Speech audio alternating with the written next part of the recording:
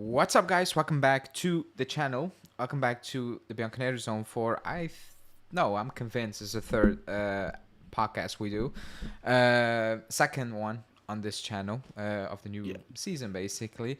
Closer to Juve Inter, but it's not a preview for Juve Inter. But we're gonna talk about it, obviously, because the title of the show is already getting closer to Inter. And I know Alex already put in a comment saying they're still ahead. Well, the title doesn't say we are ahead, but we're going to talk about, maybe some people think we are ahead at this stage. But Anthony, how are you doing? I'm doing very well, man. I can't believe it's October and we're going for our second international break. It's not late October either. It's early October and we have an international break. We have players dropping like flies in every country in the world. And apparently it's a good idea to inject even more games into that, such as a third place playoff potentially for the Super Copa, such as the FIFA Club World Cup. Everything that's wrong with modern football continues to roll on, man. And you've got players of all statuses and statures getting injuries, whether it's a Ballon d'Or contender like Carvajal and Rodri, whether it's a seasoned striker like Duvan Zapata or a world-class defender like Gleison Bremer. Sorry to start off so pessimistically, but I like to give it straight up. Like there's way too much football on at the moment, man. It's not normal. It's every day, basically. It's basically every day. It's every day. The way that they've had to change the European calendar to put Europa League separately than Champions League each week as well. It's like it's lunacy. It is. I actually talk about it many times. I'm like, and I'm probably gonna look it up because I actually want to know. The last time Juve played a 3 o'clock traditional Serie A, like 3 o'clock European time, it used to be 3 o'clock. The last time we played a 3 o'clock game, maybe one time in the last 3 seasons. We don't play 3 o'clock. I don't know if you play 3 o'clock kickoff games anymore. We don't. I hate it. Like, I absolutely hate watching Serie A on Saturday night. Sunday midday. The 3 o'clock games for you are the That's like the 8-ish for you, probably. Like like the early kickoff for us, the 9 p.m. kickoff for us, right? Yeah. This is what in Australia. Oh yeah, 9. It's 3 p.m. over here, so it's it could be. Yeah. This is what we call the curse. This is what we call the curse time slot in Australia. Yeah, because you finally get the advantage of watching your team at a convenient time, not at a piss time in the morning, but the result always leaves you gutted, disappointed, and going to bed cranky. It's the biggest curse time that gets thrown to Australian fans. Actually, that's the best time for me, but we don't play at 3 o'clock ever. Like, just ever. We don't. I absolutely hate it. I cannot express how much I hate it. I've seen the Inter game against Juve right now is scheduled at a weird hour as well. For some reason, I'm not sure if it's official, right? It's like, it's not even 6. It's a bit like, I hate it. I cannot, 12:30 p.m., midday, Sunday kickoffs. Whoever invented that should get beaten up. I'm sorry. That's just insane. Like, even for your body as a player, that's weird. Like that. Well, yeah, because you need to cram all the unnecessary nutrition into the morning as well. Yeah, it makes no sense. Like, I play football, Sunday league football. My game starts at 10 a.m. in the morning. I don't do breakfast. Like, I'm not that guy. I'm not hungry in the morning. But people who I play with do. I can see if they don't do something at halftime. Eat, I don't know, a piece of fruit. They're done. Like, they're done. They're cranky, whatever. So I can only imagine professional footballers needing to eat whatever they need to eat in the morning. That's just not good. Like, the games, like those type of games always as well are not good to watch for some reason. Or, like, that is probably the reason. They're just not up for it. It's just weird. But like you said, modern football, nobody cares. And we still pay to watch. So we are part of the problem at the end of the day. But we don't have a choice. We don't have a choice, basically. But that's what it is. So we're going to talk about it. We're going to talk about everything. Let's start off with a general recap. Because we left off before we played Empoli. And you played Monza. And we both dropped points. We both dropped points going into a game. We were like, yeah, we're going to beat them. We should beat them.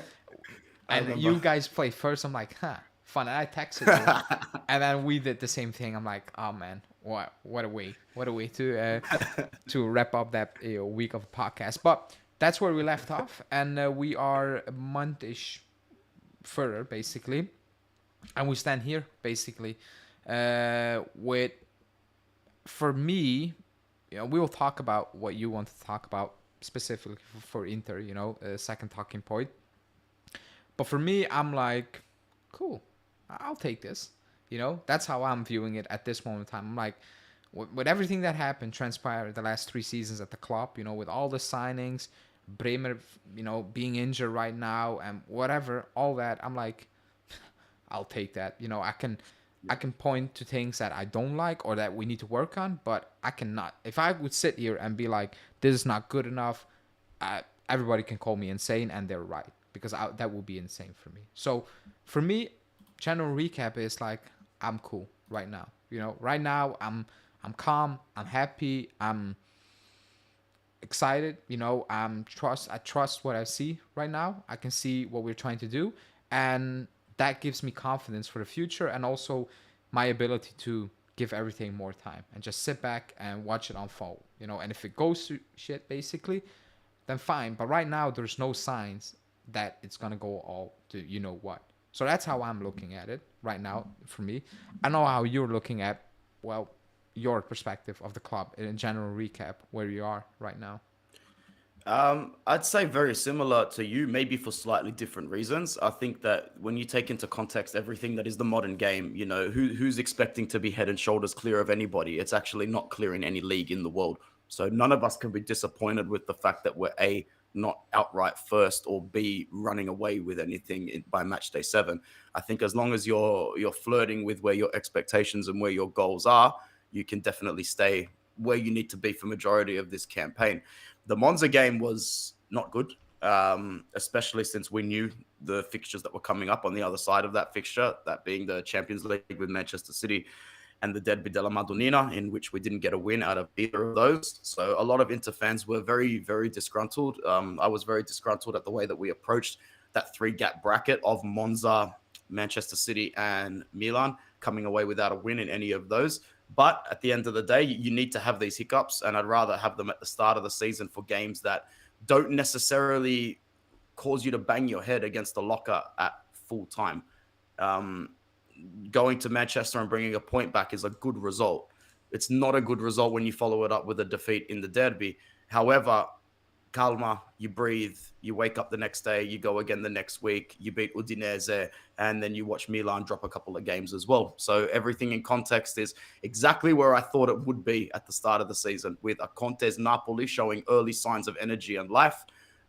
We are right on their ass, and you are basically our other ass cheek. So it's almost exactly how I saw the season going so far. There's no reason to be upset. There's no reason to be disgruntled. There's every reason to just be calm. More so, disappointment disappointment is part of being a football fan. So going on what you said there, I don't think anybody is going to. I don't think it can go to shit for you guys, so to speak, this season. There can be elements of disappointment, like naturally there will be, say, if you guys were in a title race until match day 34 and you dropped a couple of games and you finished third by 7 points. There would be a lot of disappointment. But the season did not go to shit.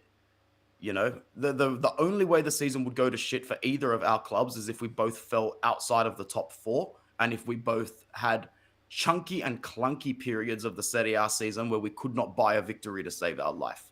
I don't think either of our clubs are going to go through that phase this season.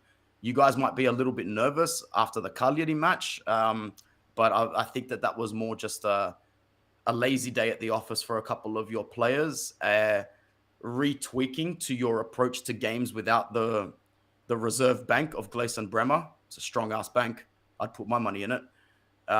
But more importantly, I don't think your season will go to shit at all. I guess that sentence is subjective to the expectation of certain fans. But yeah, that's just my opinion overall, where we're at the moment, my bro.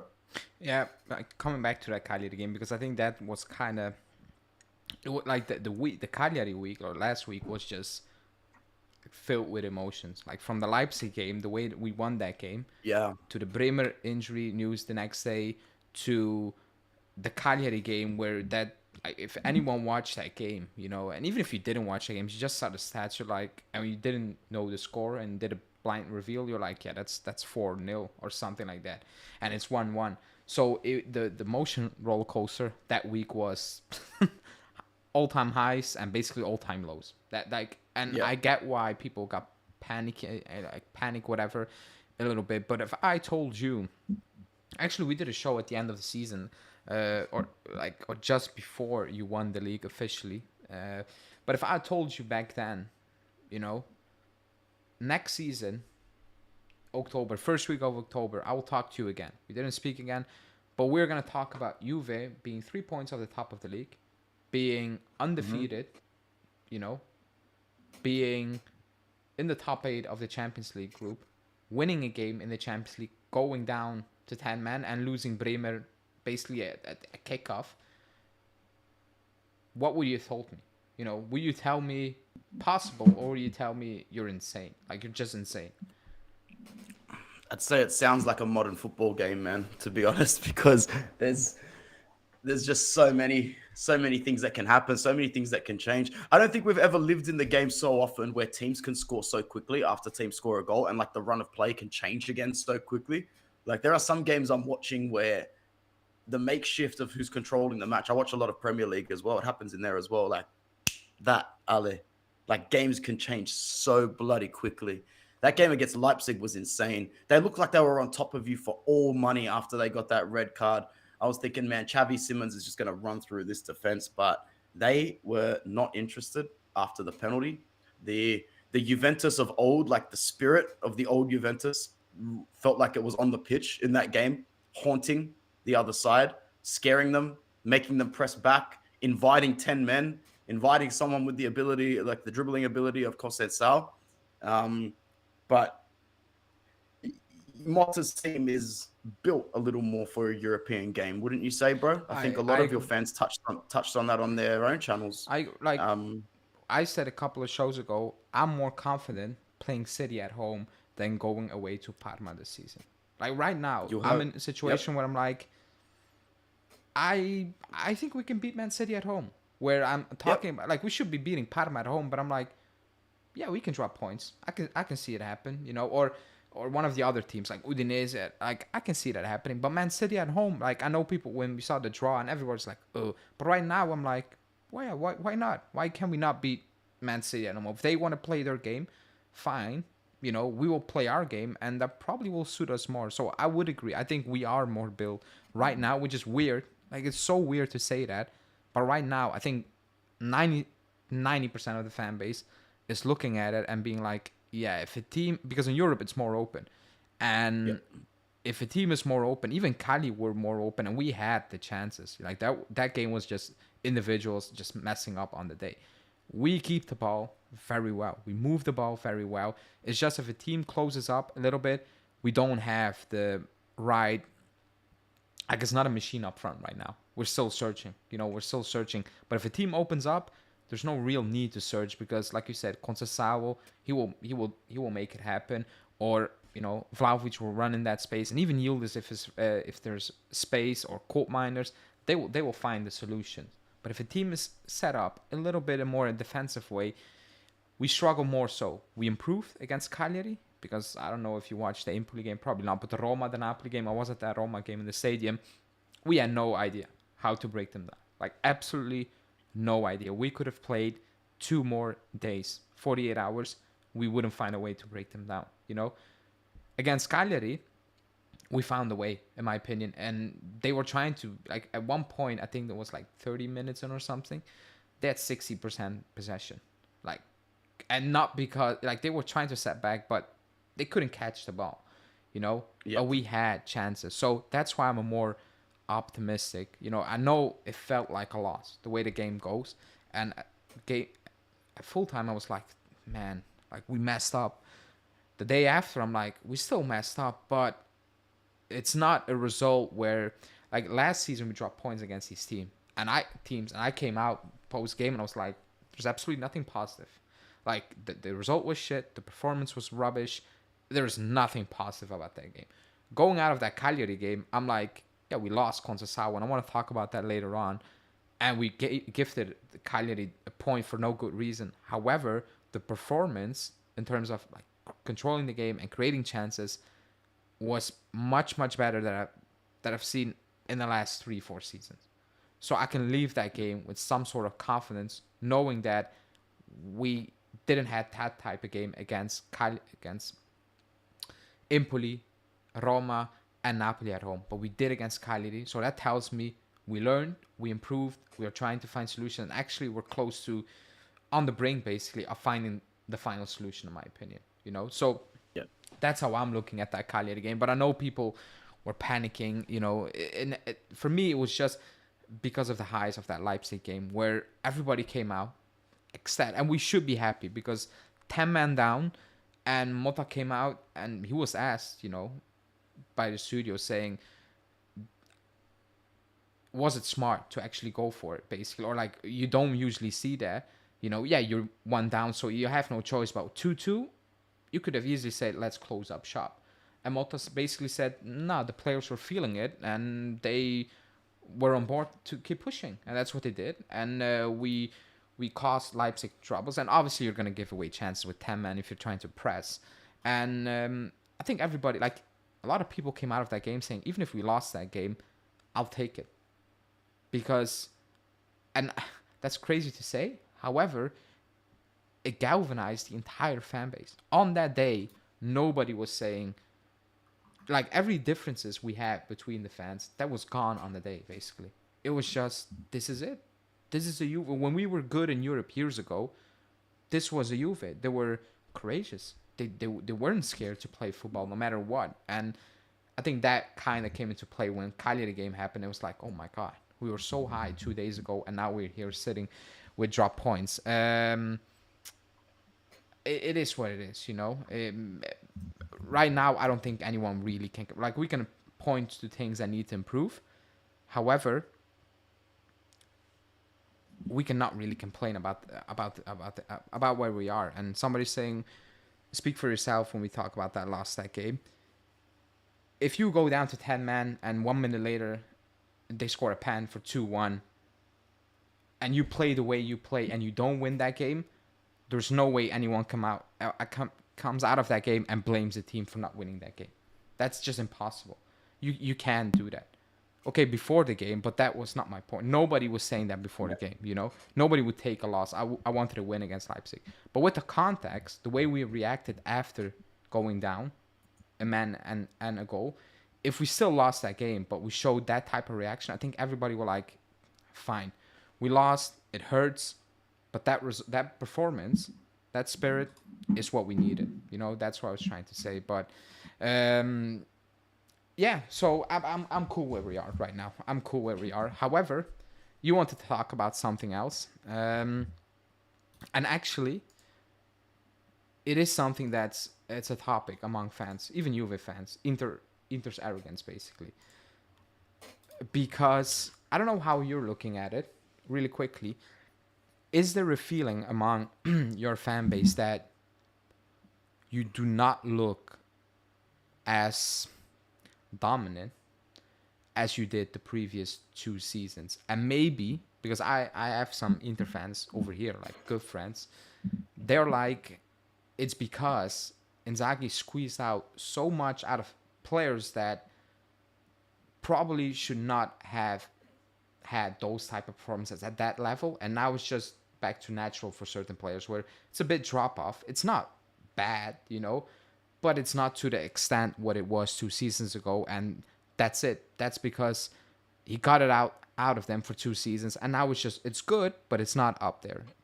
Do you feel that is what's happening, or is it just arrogance of being like, we're the champions, like we're gonna do it again, it will just happen?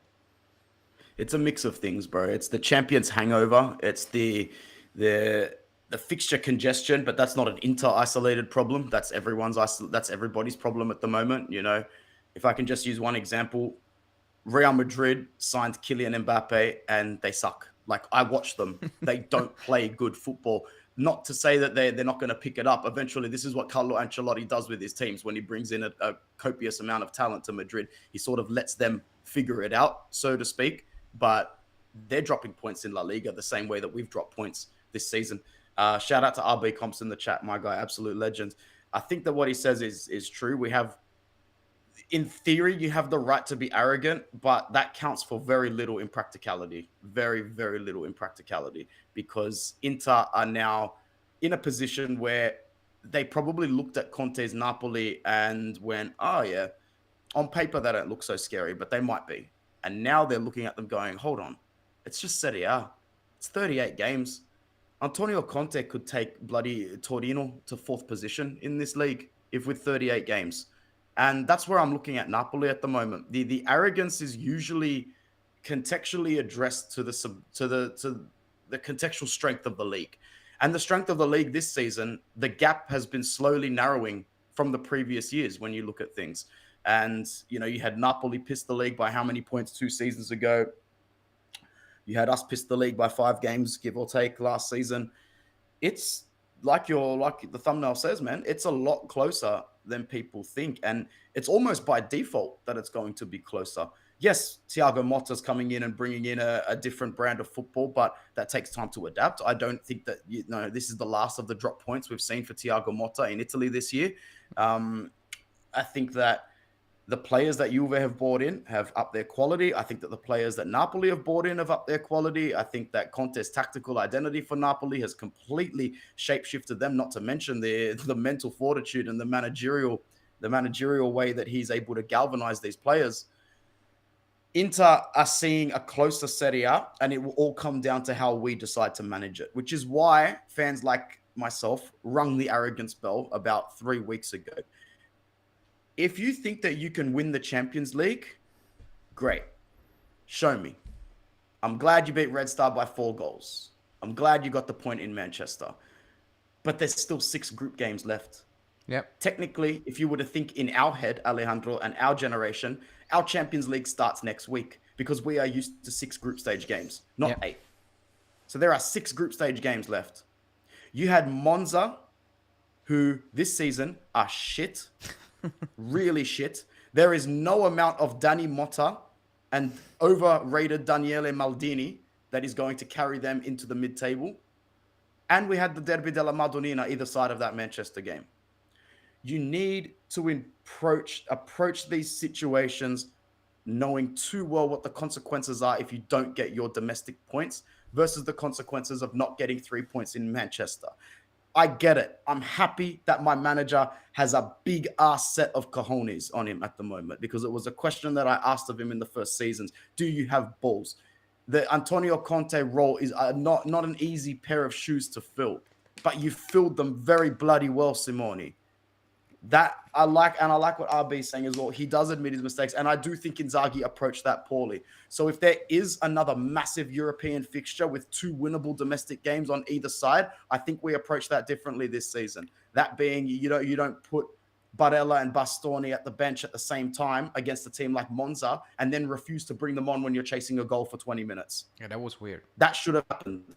That should have happened, regardless of whether you want them for Manchester, Ale. You need to put those boys on if you're chasing points domestically. The scudetto should still be priority number 1. We are a big club. We can, in theory, win the Champions League, but we are not in tier 1 of Champions League expectations. Tier 1 Champions League expectations are Real Madrid, Manchester City, and Bayern Munich. They are the teams that every season put their name into the Real Madrid, into the Champions League trophy and go, it'll be there at the end of the season with our name still on it. Please tell me one other club in Europe that does that, Ali. Are there any clubs outside of Bayern, City, and Madrid that would have woken up at the start of this season going, the Champions League is ours? And don't tell me Liverpool. Don't tell me you guys. Do not tell me Paris.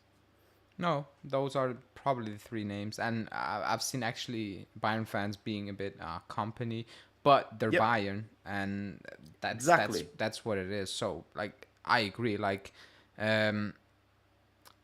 it's not. My point is that you can't approach this domestic season like it's like there are throwaway fixtures that you should be winning because we have a bigger fixture on in 3 days' time. Yeah, like it can't. It can. And for us, it's kind of the reverse thing. It's like, for us, the issue is that Mota needs to learn how to cope with Champions League games.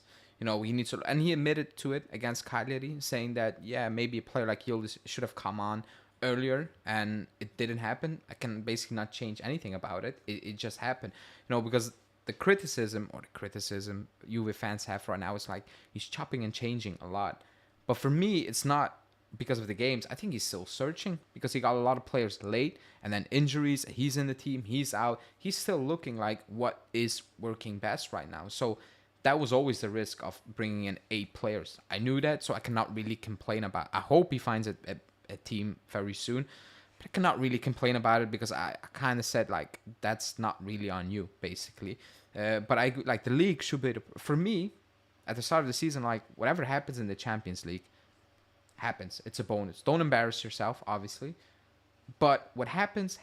That's just, for me, it's a learning experience. So Club World Cup, learning experience, whatever, vibe it up. I don't get it. But the Champions League for me is like, I want to win the games, but I understand our level right now. I can, So whatever happens in the Champions League is fine. So I prefer Mota to prioritize the league over the Champions League, 100%. Of course. And definitely for us, because if you want to be a top team again, from where we are coming with the last couple of seasons, we need to start dominating Serie A again. And with dominating, we're not saying win 9 in a row, because I'm never going to see that again. It's just not going to happen in my lifetime. However, win it, be up there every single season, compete. Then you can talk about Europe. Then we can do that. But right now, we are in no position to say we need to reach a semi-final of the Champions League. We're not in that position, And if we get it, fine. We have Lille and Stuttgart next. If for some reason we beat them both, then I will come on and be like, we can finish top 8 in the Champions League, which is good. 2 lesser games, so we can quote unquote dream, I guess. But right now it's like 2 wins, fine, but the league should be the priority. And people are like, okay, you didn't win at home, 1 win, 3 draws. I'm like, yeah, that's true, and it's very frustrating. But at the end of the day, we're 3 points off Napoli, who play once a week, and like, the squad is not good. I kind of undervalue what Conte will bring still, because I don't rate that squad of Napoli. I can. I'm sorry. But the Conte factor is massive, like you said, and you cannot underestimate. Like, he has 1 game a week to prepare. That's it. And they were almost out of the Coppa Italia as well, So they had actually absolutely nothing besides the league, So it will be a tricky one.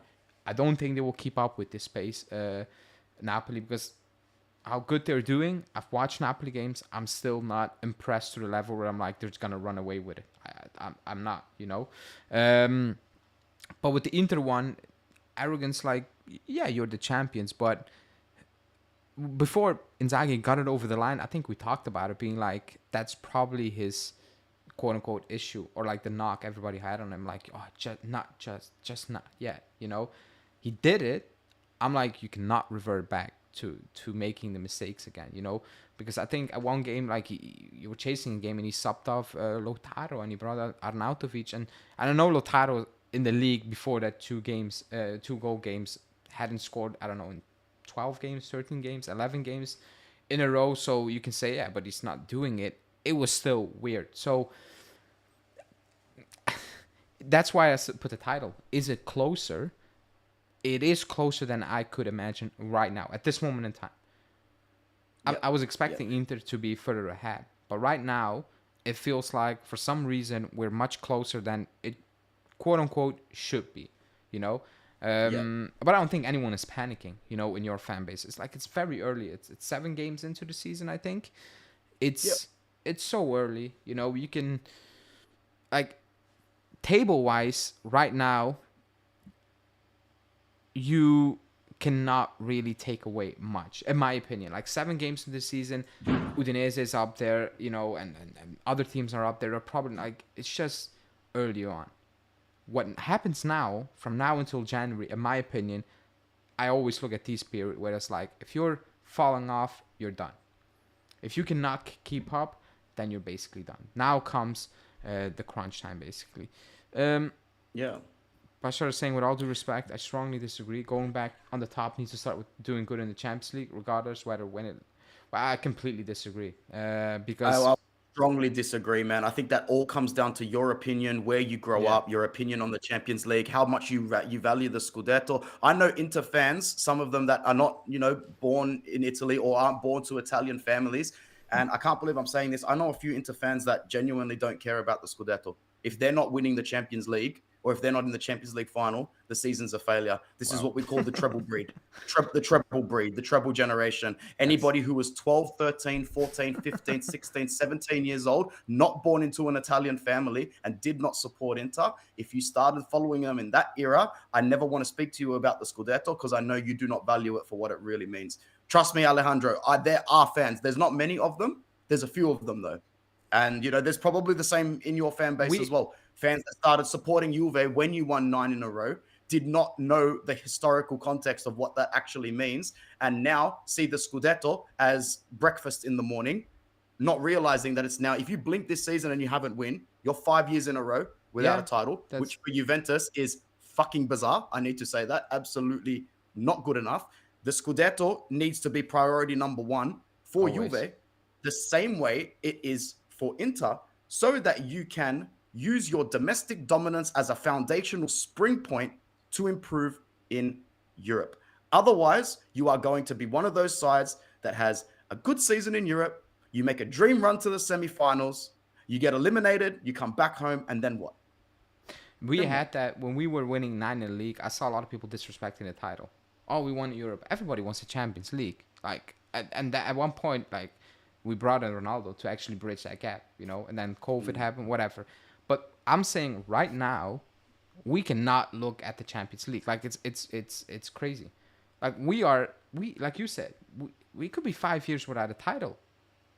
That is the priority number one, to get back up there, because the team is not ready to do anything in Europe against a bigger team. If it happens, happens. But the mindset should not be, the mindset should we do well in Europe, don't go out there and lose. I'm not saying going to the games being like, whatever happens, happens. But if we get knocked out in the next round against a good side, I'm like, I can understand it. In our position right now, I can understand it. What I won't understand is us finishing fourth, being 15 points off the top. I cannot understand that. That's where we need to start again. I need to go into a season being like, we're going to win it. Even if we don't win it at the end, I know we're just going to push them until the end. We are far away from that. We finished, 15, 20 points away from the top the last couple of seasons. We are miles away of that. If I need to come on and be like, we need to do well in Champions League, I'm like, but we didn't do well in the league against Empoli and Udinese, against these sides on a weekly basis. How can I go into the season being like, we need to do well against Real Madrid, Man City, Bayern? I want to, but right now, if we are not back good in the league, then nothing is sustainable. That's basically what I'm saying. The mindset should always be compete on trophies on all fronts. Always, that should be the mindset. But if you're realistic, if we play Man City, I'm gonna say we're gonna win. I want to win. But realistically, if we don't win, I'm like, I get it. I get it. Yeah. It's okay. There's a difference right now. It is what it is. That's it. If I go at the end of the season and we finish 15 points off Napoli, I will come out and be like, that's insane. I don't get it. That shouldn't be 15 points. That's what I'm trying to say. And we need to bridge that gap before we actually talk about the other ones. But let's move on. Let's move on to something you want to talk about. Well, we talked about it. And that's Douglas Luiz, because he is a big talking point. He is, for, obvious reasons, because he probably had the worst week a professional footballer had in a very long time for us. I cannot imagine a player that played for us who had a worse 4 days. And to make matters worse, it was off the bench. It was not a stinker from minute 1 to minute 90. It wasn't that. It was, you come on and you mess it up. Yeah, that's, and basically in the same way, with 2 head losses. Just when you look back at it, what were you actually trying to do in both situations? Not really sure. That's Douglas Luiz right now, because Against Leipzig, he had a stinker in all aspects, clearing the ball, passing, like everything rubbish. In the games he played, when he came out of the sub on the ball, he wasn't that horrible, to be honest. It looks a bit slow. It looks a bit off the pace. It looks a bit like, how do you want to? Uncomfortable, basically. However, right now the situation is I'm looking at a player who has no confidence whatsoever, like absolutely none. A player who steps on that pitch and looks like, what is this? Like, what do I need to do?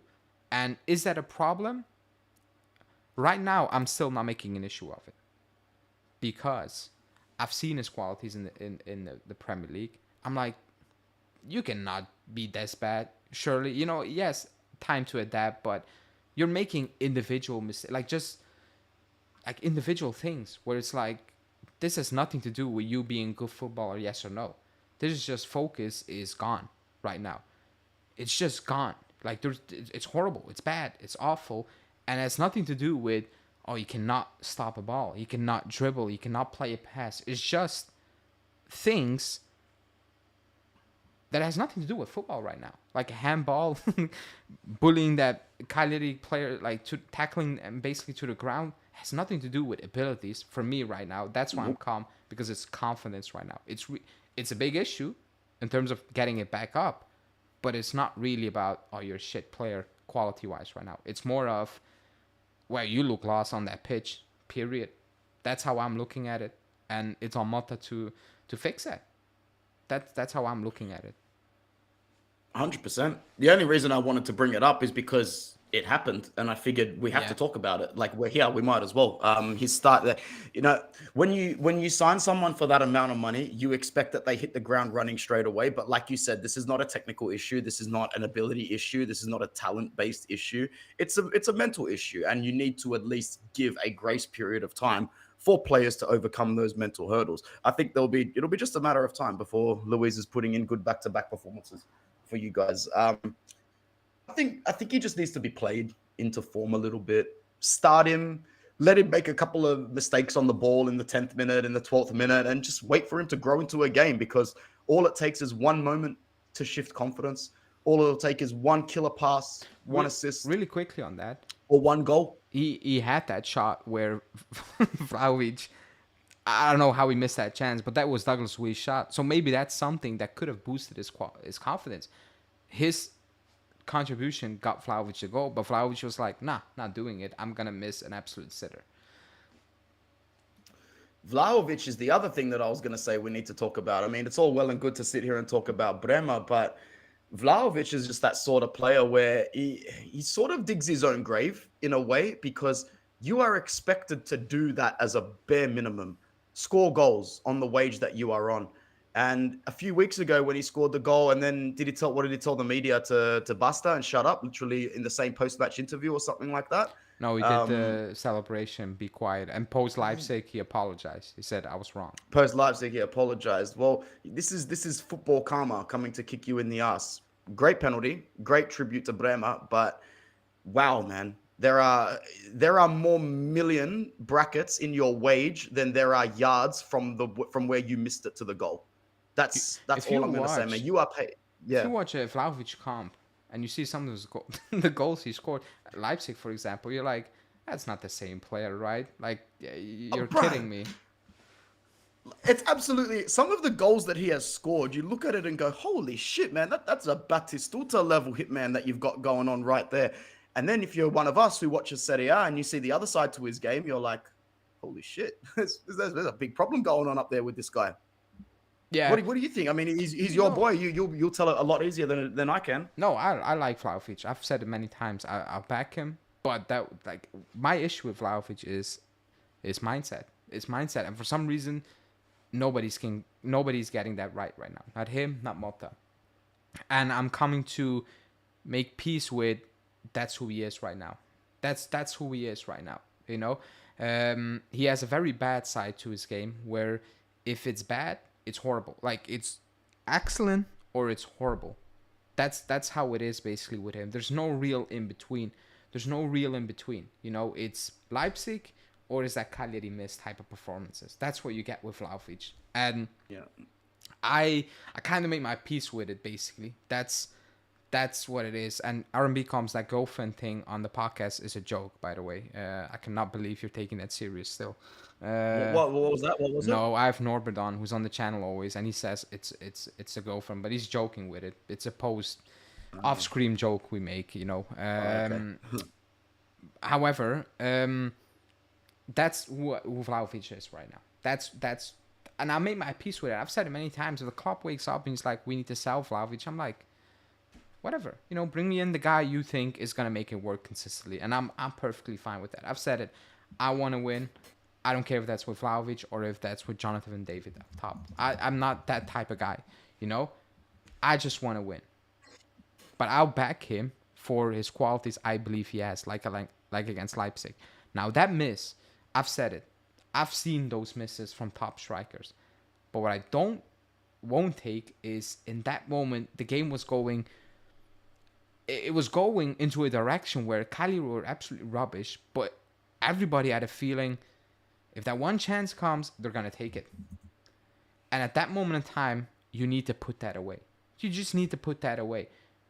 If you miss that type of chance in a 3-0, 4-0 game, it's still horrible. But I was like, yeah, you know, the vibe is different. You know, I get it. Everybody's laid back. It happens. But in that moment in time, you need to put that away because the game is gone. And he didn't do that, and that is one of the issues. Because against Genoa, the pen okay, but the second goal was quality. The first goal against Leipzig, I thought was even better than the second one. It was just, that's a striker type of goal where I'm like, yeah, that's you. And then you do that against Genoa, and I'm like, against Cagliari, I'm like, dude, like, come on. Like, come on, you know? And I know you said the wage thing, and everyone talks about the wage. I'm one of these persons where I'm like, I don't do that, you know, because the club handed out that wage. If we are now in contract talks and he's asking for more, then I will talk about wages. Then I will be like, buddy, no, that's not it, you know. But if the club is like, here you go, 20 million a season, I'm not gonna come out and say I expect 60 goals because you're making 20. I know you're not a 20 million striker. Like, I know that. So I'm not going to come out and say, I want you to score 60 goals. I know you're not that type of player. I just know that you're a good finisher. However, it's extremely inconsistent. That's one thing. And the second one, we have no backup. Right now, he's on pace to play 60 games a season. Like, we don't have anyone else. Milik, nobody knows what's happening with Milik. And that's an issue right now that Giuntoli need to resolve in January. Yeah. We need some help because you cannot play him 60 games, obviously. We don't have a striker besides him. That's an issue. So that's who Vlahovic is at this moment in time, and we were going to talk about it all season long. He will come out against Lazio, have a horrible game, maybe turn around and put 2 ridiculous goals away to Stuttgart. That's it, you know, and... well, they decided to go in this direction, and now you need to make it work. That's what I've always said. It's like his build-up play. Oh, he's not good. If you ask him to do that for 90 minutes, it's horrible. And am I going to blame him? No, because he's not good at it. You know, it's like me coming on and say, man, McKennie, you cannot pin that ball. He can. He just can. So it's pointless for me to expect that. I want Vlahovic to get the ball in and around the box. Obviously, that was one, and he missed that. And I came on, I'm like, buddy, that's kind of on you, you know. You and Douglas Luiz kind of threw that game away. So it is what it is. We need to move on, and hopefully he moves on as well, because that's the issue. It gets into his head, and then it looks really bad. It looks really bad. Let me see. From the start of the Leipzig game, let me see.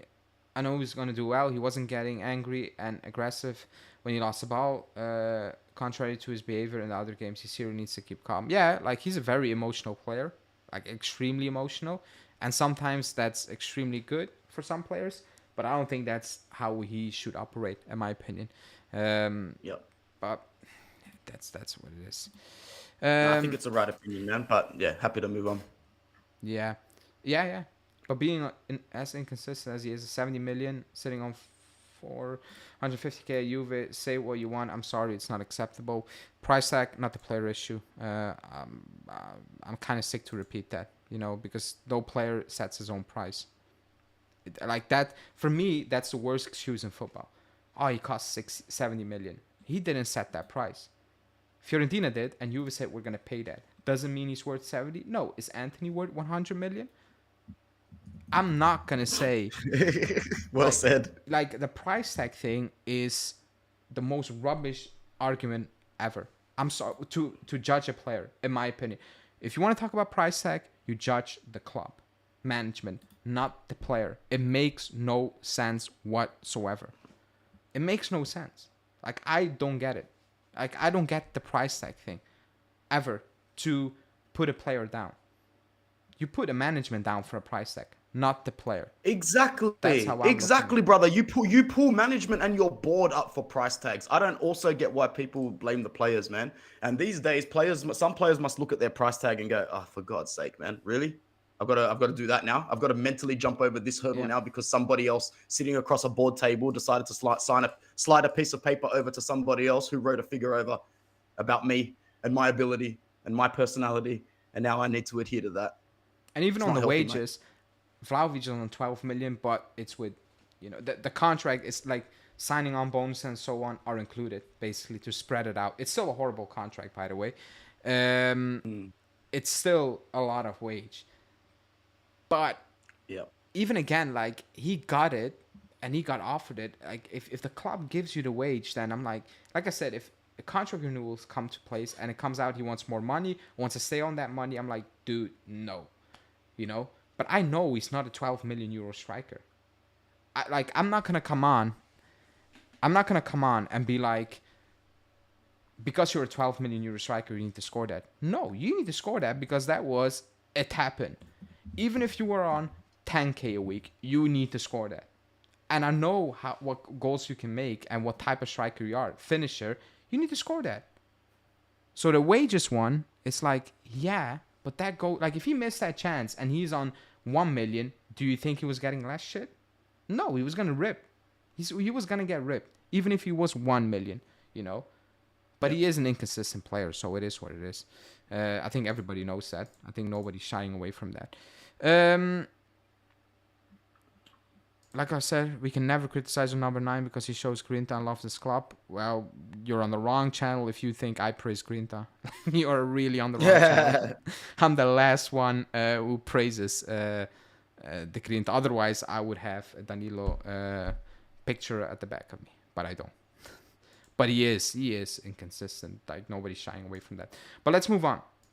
Let's move on to Antonio Conte and Napoli because we probably disrespected him more. No, we didn't disrespect Conte at the start of, like, when we did our prediction. We disrespected that squad, and I'm not gonna change my stand. I still don't think that's a good squad. Like, I'm not gonna change it because he's top right now. I don't think that squad is fantastic. However, they're top of the league, and it's not even with scintillating football, if you want to say, because he came to the stadium, stunk out the place, and that's his good right, by the way. That's his good right to come to the stadium and be like, a point is a point, and he did that, and he's top of the league right now after that ridiculous start against Verona. He is top of the league. He is top of the league. And we're in a situation that you need to be serious. You need to look at Napoli and be like, they have one game a week, and even though it's not champagne football, whatever, it's result based, and they are getting the result based. So how scared? Because, like, you're expecting to win the league, period. This season. I think no Inter fan is going to shy away from that. How scared are you? Like, are you actually worried? Of course. I would say worried, of course. I wouldn't say scared because, like, it depends on who you are as a football fan. Like, we've seen Antonio Conte do this twice in the past in Italy, get a team and dominate. Did he win the league with Chelsea in his first season there? I'm pretty sure he did. Yeah, pretty sure he went there and won the league straight away. He finished then. I'm not surprised at all that Conte is doing this. You know, I was having discussions with people at the start of the season saying you have to expect that we win the scudetto, but you also need to include Conte in the conversation of he's going to take it from us. If you don't include that in the conversation, you are lying to yourself and you haven't watched Antonio Conte properly before. This guy is doing his thing. 16 points out of 18. Yeah. He is so far ahead of every Serie A opponent in terms of his calendar, in terms of his drawing board. He will have his lineup for Empoli set, barring injury and international break. He will then be able to set up his team for Lecce, for Milan, for Napoli, for Inter in that 4-game stretch. That 4-game stretch will really define where he's going this season. Because I think it was in his first season with Inter where we didn't collect as many points against the bigger sides as we should have. I'm talking about dropping points to Lazio.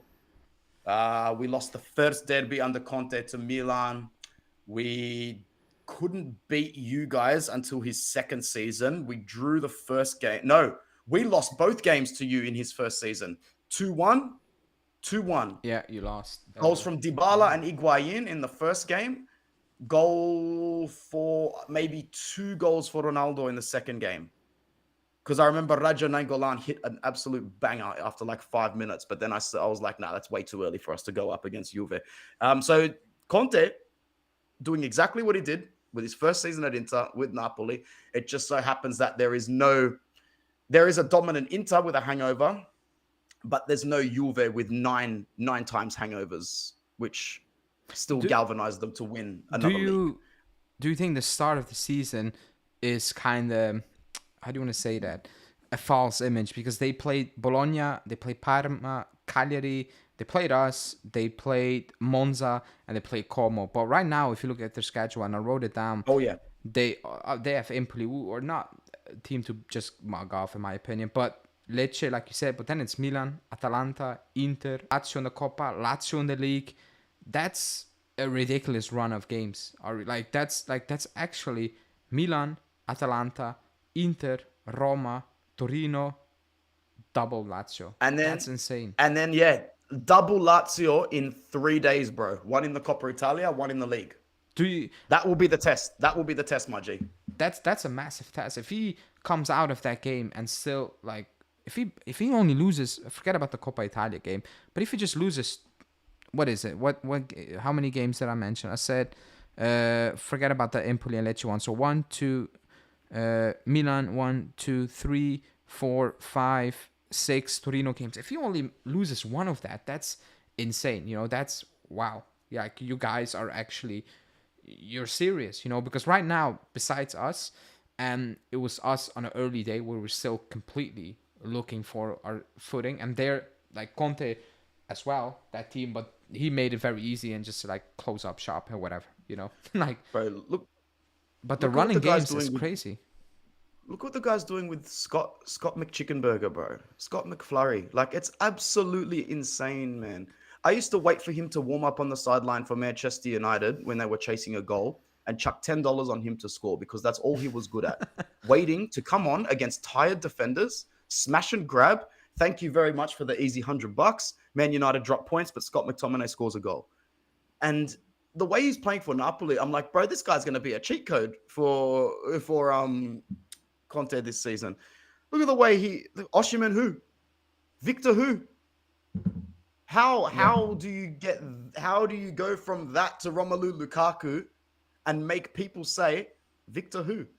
Because the Romelu Lukaku we know under Antonio Conte is just next level shit, man. Next level stuff. If they can stay injury free, if Neves can stay injury free, if Crava can replicate some of that form under Spalletti, which I know that he already sort of is, it's going to be tough, man. It's going to be very tough. They got a lot of hungry players in that team. You've seen the way Lobotka's playing in a free roaming role as well in that midfield. Very good. Yeah. I mean, like you said, if they stay injury free and playing one game a week, you need a lot of bad luck to not stay injury free, basically. Unless you just have injury prone players, then yeah, you're going to have injuries. Even if you play one game every month, basically, it's going to happen. But right now, yeah, but like we said, like the next run of games are brutal. they're intense. Even playing once a week is intense. Saving grace is that he plays Milan. They play Europe. Atalanta play Europe. Inter play Europe. Roma play Europe. So yeah, it's gonna take. Do Lazio play Europe? No, Lazio don't play Europe, I think. So it's gonna take energy away from those teams. But still, they're tough. They're tough opponents. It's not playing. The teams they play right now, and I want to say Cagliari, but we didn't beat Cagliari, but we should be beating Cagliari. Even that Como game, I watched that, and it was 3-1, but I was like, that was not a 3-1 game, So if you put that type of performance in against any of those teams, you're not going to win that game. Most likely you're going to lose that game. If you play like you did against Como in that first half, you're going to lose that game, basically. He's not going to do that, obviously. Lazio is in Europe. I don't even, what do they play? Is it Conference League? They do play Europa League? I think they play Conference League. No, or is it Europa? That's insane. Oh, wow. They're top. I That's didn't right. even know. They're top. They're top in the Europa League. I saw that yeah. passing by. So yeah, well, that's tough for them. But still, it's like I remember our first season with Conte. I think we drew about, somebody correct me if I'm wrong, 11, 12 games when we won the league. And I forget. Nobody was really up matching that pace. That's why we kind of want, like in any normal season, if you drew, like you don't win the league drawing 11 games normally, but we did it because Milan took a step back, and right now, like we talked about, Inter may be taking a step back, and Juve is still searching. That could be the difference maker as well, being like, okay, I can drop more points because these guys are dropping points as well. So we need to talk about it. Obviously, we need to take it serious. But let's see. Yep. The next 7 games are going to be intense. It's going to be awesome. Even for us, the next 7 games is intense. It's going to define, are we going to be up there consistently, or is it way too early for us, the next 7 games for us? Because we play Lazio, we play Stuttgart, we play you guys. I think then it's Parma and Udinese, and then it's Lille, and then it's Torino. So it's intense for us as well, and we have some injury concerns with key players like Colt Miners, Conceição was suspended, and so on. So it's the same for us, but in a different way. No prediction for Juve Inter. We'll probably do a preview if we can find the time. So yeah, do not. And also, it's still like things can happen in terms of injuries. Another topic, because we don't only talk about Juve and Inter, is Roma. You wanted to talk about it, and right now it's on pace to match my prediction. Where at the start of the season, I'm like, I don't rate that squad. I don't rate that squad. I like Sule, but I was like, I'm not sure where he's gonna play with Dybala on the team. And to top it off, Dybala's not even playing really, which is not a surprise. I think Galatasaray are showing like a really keen interest in him as well. They are. If he didn't accept that Saudi bid but goes Galatasaray, whoever convinced him to stay at Roma, well, even if it's your mom, you need to look for a new mom. Like, that's just horrible, that decision. I know, like, everybody was romanticizing, oh, he stayed, for Roma. I'm like, good, but come on. Like, what support does he have? Like, you're talking about a banged up Dybala, and like he needs world-class players around him. To romanticize him staying at Roma it's just a prolonged ending to a fairy tale story that has no other happy moments in it, man. Yeah, you know what it is? He's only there for like 2-3 years. Like, people view him as a Juve legend. Juve fans view him as a Juve legend. I'm like, I don't get the, like you said, like the romantic story behind it. I don't get it. Like, he's not a Roma legend. I don't get it. Everybody was like, oh, he said no to the big bucks to stay at Roma. I'm like, yeah, horrible decision. Like, buddy, you're not going to win anything with Roma, basically. Like, take the money. I would have taken the money. If I came from Juve and they view me there as a Juve legend and I've won at Juve, at this stage of my career with my injuries, I'm like, that's just me, So probably kudos for him to stay, but I was like, I'm gone. Like, what am I going to do at Roma? Maybe win the Coppa Italia? I did that at Juve 3-4 times. I don't even, like, there's nothing else left, So that Roma team, what's happening? What's happening is what I think was expected. Like, it's not a very good squad, in my opinion, And that's just me. I don't rate that backline. I don't rate that midfield. I don't think it's good enough. And up front, I have some question marks. Sule is not playing well. Dybala's not really playing, and Dovbyk is good, but I don't think like you should be getting much more out of him right now. So, and then you sack De Rossi when you build a team for De Rossi. You bring in Juric, which is a different style of play, and now there are rumors that he potentially get sacked again, and I'm like, wow. And then you have the owners buying Everton as well. So I'm like, are you really focused on making Roma great again? Or just great? I don't know what again. Just good like for a sustainable period of time. Because I think also people have a perception of Roma of they're one of the biggest club in Italy. Like fan base of like status, but like winning, they're not. Like let's call it what it is. Like they're not known for dominating and winning. They're just not. When they win, it's like Napoli. It's like it happened. Good. But it's not consistent. There's nothing behind it, basically. No. So that's why I was like with the Dybala one. I'm like, I'm not really sure what you're doing here, buddy. To be honest, but that's how I'm like. I predicted to I don't know, finish 7th or something. Did I say 6th, 7th? They're on pace to do that right now. They're on pace. Yep, definitely. So definitely.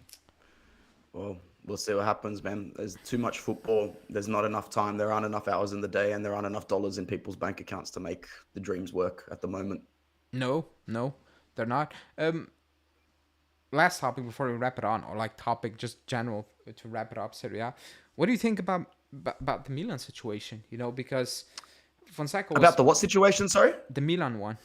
Milan, yes. Let's talk about Milan. Because like if he didn't win the derby, he was gone, and he won the derby, which is, and they deserve to win that game. I think they were a better side. Like that was. It felt like everybody knew we needed to win, basically, and Inter was kind of caught off guard, where it's like it was known what type of energy it would come out with. They beat Lecce, but then they go to Leverkusen. I've watched that game. They only start playing when they were down, and Leverkusen was kind of cool with it. And that Fiorentina game, you can say we missed 2 pens, but when you like, we talked about the Leo and Theo thing, and then the coach comes out and he's like, yeah, Theo's not the pen taker. Like, I'm not sure what that's about. I'm like, oh, here we go again. Basically, this is it. And now you're in a situation where the good thing for him is he plays Udinese and he plays Club Brugge, which they're going to beat, obviously. But is this, like, I have a lot of Milan fans. They're like, nah, this is not sustainable. We don't see it. We don't see anything really sustainable long term. How do you look at it? Do you think they should make a decision, or it's way too early to do that? Mate, what has been good for them besides the derby? I mean, it's great to win a derby. It's even better to win it when we've spanked your asses, how many times in a row, and painted the city. I'm just going to say it, man, because they put that derby on the pedestal of make or break, life and death. And you know what? There's a reason why us Inter fans didn't cover this derby leading up to it as much as we would have liked to. There's a reason why we didn't feel the loss as hard as we used to. Because situation-wise, you get conditioned to shit. We beat them in the Supercoppa final 3-0. We knocked them out of the Coppa Italia semis comfortably to go on and win it. We beat them over 2 legs in a semi-final in front of the whole of Europe to match their European DNA, so to speak. Their need to win that derby went far deeper than their need to have a good season. That derby was everything to them as fans, as a club, but they forget that there's a whole calendar years of work that needs to happen. Yeah. And the fact that like those 2 missed penalties against Fiorentina, I mean, Milan should be beating Lecce 3-0 at home, Ale. They should be beating Venezia 4-0 at home. They shouldn't be losing 2 games in a row in the Champions League, and they definitely shouldn't be missing 2 penalties to Fiorentina. So I think that the situation itself with the penalties does not look good. Like, how can you have a designated penalty taker and him not walk to the spot twice? And if I'm reading the rumors are true, it was Teo's birthday, and he stepped up and said, no, it's my birthday, I'm going to take it. Well, great, man. You should be issuing a public apology. You should be a public for like what sort of charity case is this club? Does every player that has a birthday get to come and take the spot kick, or you do because you're special You've been there a little longer. You won the scudetto that Zlatan Ibrahimovic put on his shoulders for your club. Theo Hernandez, I've never liked him, to be honest. I hate his attitude. I think he's even a little bit overrated as a footballer. I think on the defensive end, he's not that great. And I just don't like him as a person either. So to see him arrogantly and selfishly step up to take that penalty, miss it on his birthday, and get a red card at full time, it's just Theo Hernandez things, man. It's what he does. And Milan should be in a position now where if they're smart, which they're not, but if they were smart, they would extend his contract tomorrow and put him on the market the day after that. That's what I think would happen. Rebuild the club without an attitude problem. You've got two players with massive attitudes that can still fetch you over 100 million combined conservatively in this market. You should be putting Rafael Leao's price at 70 million, knowing too well that fans like Ale and I know he's probably not worth that much, but in this market, he will go for that much. You can put Theo Hernandez's value at 60 million, knowing too well that he is not worth that much, but he will get somewhere close to that much. You can bag 100 M's for both of these players with a bad attitude. Will they do that, Ale, or are they going to let those contracts run down, or are you going to see a bad situation on your hands here? They need a reset, man. That title that they won, or that title that Zlatan Ibrahimovic won for them, is gone. We wiped it from them when we won it in front of them. Now it is a passage of rebuilding properly and getting your dominance back. Will it happen under Fonseca? No. It's not going to happen. He's not that guy. He can't get the designated penalty player to take a penalty, bruv. He's not that guy. Theo and Leao are not world-class mental personalities. No world-class mental personality.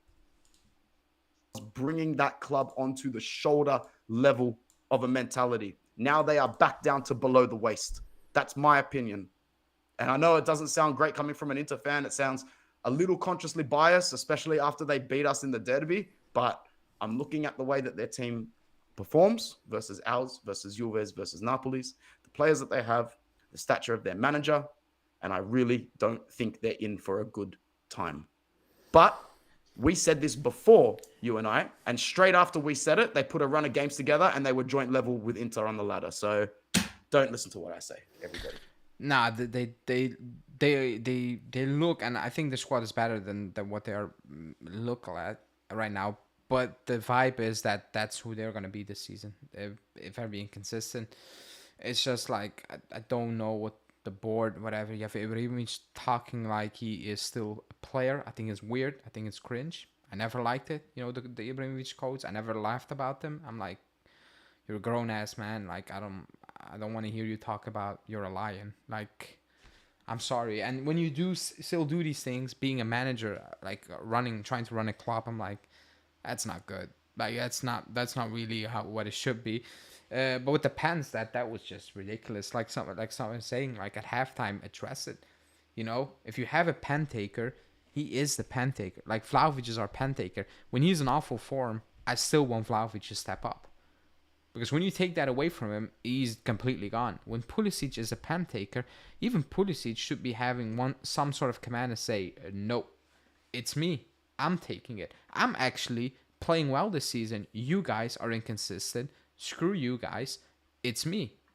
And the fact that that's not in that locker room when you have players, like you said, Theo and Leao actually being in control of it, actually not having the very good season is weird. That tells you it's not like nobody's really in control, and Fonseca's not really in control of the situation right now. That's basically it in a nutshell.